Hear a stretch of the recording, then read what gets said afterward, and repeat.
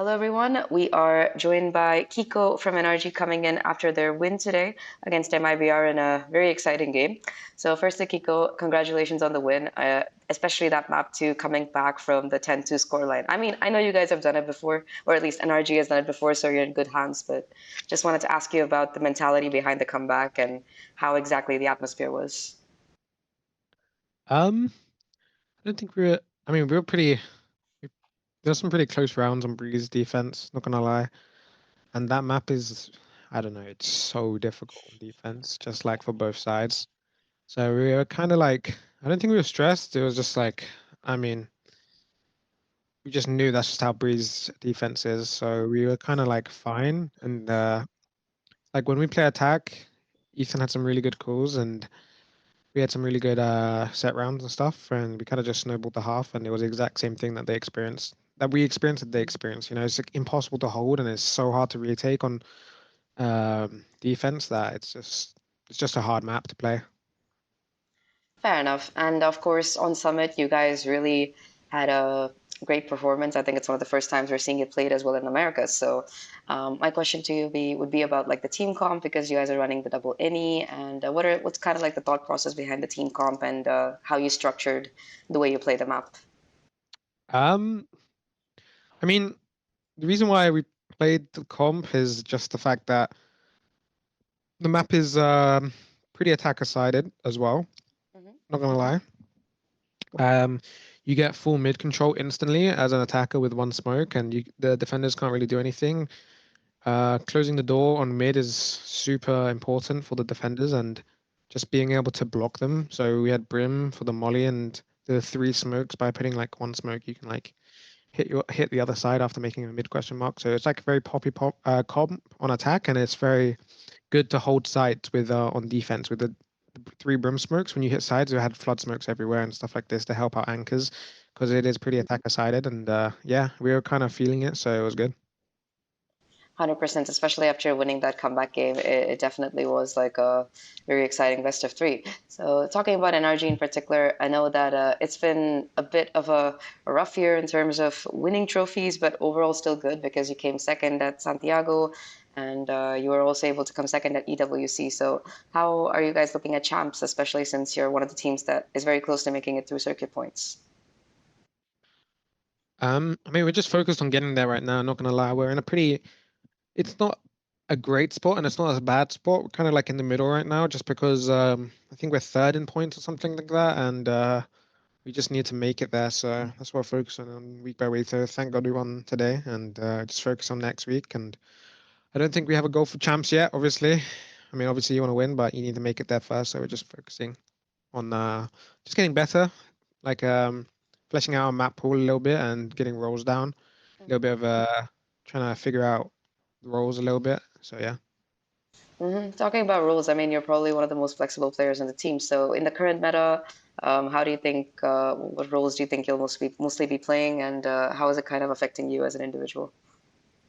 Um, not gonna lie, the roles kind of just flexing whatever the team needs. So I think I can perform on like any agent.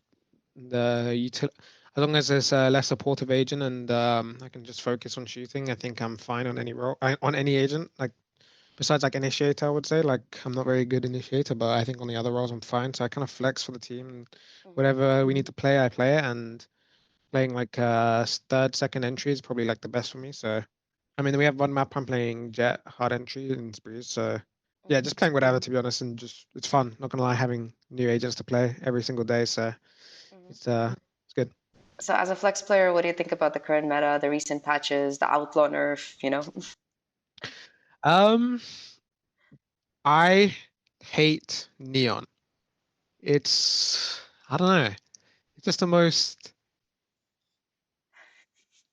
It's just the most simple. Like it's the most annoying agent to play and play against, just because of like you have instant stun. Like you can have the best trap ever, and they won't even be ready with utility. You just have a neon that just clicks a stun button and your whole trap is gone. There's no really skill to it really. Um, so there's a lot of I don't know. There's just a lot of like the meta's so weird, and it's just I don't know. I just really don't like how Neon just stops everything, has a wall to help entry, has a stun to stop every fight. Yeah, it's just annoying. Even after the Neon nerf, you don't think it's gotten better? I know people are still running her, but it doesn't seem nearly as bad to watch. But as a player, do you think that it's still too overtuned? I mean, I don't think Neon's overtuned. I just think her kit is just so strong right now. Just the wall and the stun. Even like before, when the old Neon, her run and her mobility was added on top, and she was insane, like so insane. Like you could just jump and be a drone and just stun people and just do spins and fly about. But now she's a very util heavy duelist, and it's hard to. Every Neon who plays her is just like a util player and just like stuns on the floor. I mean, today Aspas was frying on Neon. Like it's very hard to like play good on Neon, I would say, just because you're just running in and you're stunning the floor, you're walling out, you die to a trip. It's like it's not fun gameplay. I'm not gonna lie. I mean, I completely understand. I went through the whole Neon phase and ranked, so probably not as bad as you, but I get what you mean. Yeah. Talking about another duelist who's making the come up that you also play. I think that a lot of teams are really running the Phoenix. I understand why with the six cell orbs and everything, but Mhm. do you think that there's going to be any nerfs to him soon, or do you think he's in a perfect place in terms of game balance? I mean, Phoenix is so strong as well, just because everything else is so weak. Like initiators are weak, sentinels. I mean, Cypher's really strong, but like initiators are pretty weak. I mean, we have a KO player in Ethan, so we can play some KO maps, and he gets max value on KO. But if you're not really like a one trick on KO, you're not gonna be as good as effective as I guess Ethan, I would say. So you would just play the Phoenix because you just get more util, more stopping power, and better like not better ult, but like the ult cycles so fast, and you can snowball so hard with it. It's pretty overtuned, I'm not gonna lie, now that I think about it. But yeah. Well, I mean, everyone's so traumatized by the Neon, they forgot about the Phoenix. Fair enough. Yeah, I guess so. But the Phoenix is the one that cleans up. When the Neon runs in and stuns someone, then the Phoenix flashes in and kills the guy. So it's just nothing you can do. The true duo. You know, there's been I don't know if you've been keeping up with other leagues, but in Pacific there's a team that's running three duelists at this point: the Neon, the Phoenix, and the Waylay I on every think map almost. DRX or KRX, yeah. KRX. KRX, yeah. Yeah, I mean, just duelists have strong util, and they have like effective dashes and pops, and they're just so aggressive. So it's probably makes sense. Mm-hmm. Makes sense. All right. So the back to the performances that you guys have had at a teams this year. Why do you think it's always been second place and not a trophy yet? Like, what do you think is the thing that you need to fix either for stage two or for champs? I know it's hard to win a trophy, but in your opinion, what do you think went wrong? I mean, it is pretty hard to win a trophy. I'm not gonna lie, there's a lot of good teams, and it's hard to be consistent. Very hard to be consistent with meta changes and everything. I think it's really hard to like qualify and make top two. I mean, PaperX are incredible for like doing that. So it's very hard meta. And for us, I think the problem why it's harder for us to go further is just our map pool isn't as strong as we'd like it to be. Um, and I think, yeah, that's just mainly it, to be honest. We just need to strengthen our map pool, but it's hard when maps change every split. So Mm-hmm. Do you think this map pool, especially with the amount of work that you've done on Summit, do you think you're somewhere that you're happy to be, or do you think, of course, you still need more improvement on some maps as a team? still need more improvement, I would say. Not gonna lie. How did it feel to have another Americas team lift the trophy? Even if it's not you, like having Lev do that, especially as a rookie team. I was pretty happy for them, not gonna lie, because they're all like pretty young, and to win a trophy that young, it just makes you want to compete and just you taste that.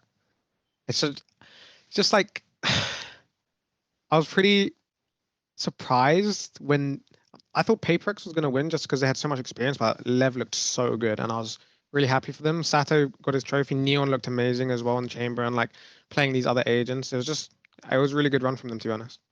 Hmm. All right, and going to champs. I mean, PaperX is the only team qualified so far, but what other teams do you think you're going to be seeing there? I think EDG, if they win their next game, they'll also qualify, for example. But which other teams do you think you're going to be seeing there? If, like, for example, apart from you guys, let's assume you make it. Who's going to be making it from Americas, EMEA, Pacific? Any thoughts? I think 100 Thieves will make it from Americas, and for EMEA. So wait, so Lev, 100 Thieves, us. I'm not sure about G2. Maybe G2. I'll say G2 just because I have a lot of points. So yeah, I mean, I would just have to work out that way if we both qualify. Fair enough. And for EMEA, I'd like to see Liquid there. Mm-hmm. Who else is looking good? The new Fnatic, maybe? Or Vitality. oh yeah, of course, the classics. Fnatic. I'm not sure. They're not looking insane as they did last year.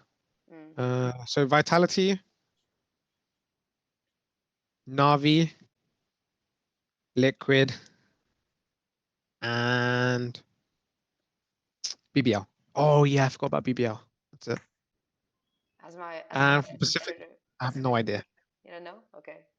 Maybe like Nongshim, DRX, KRX, PaperX, and RRQ.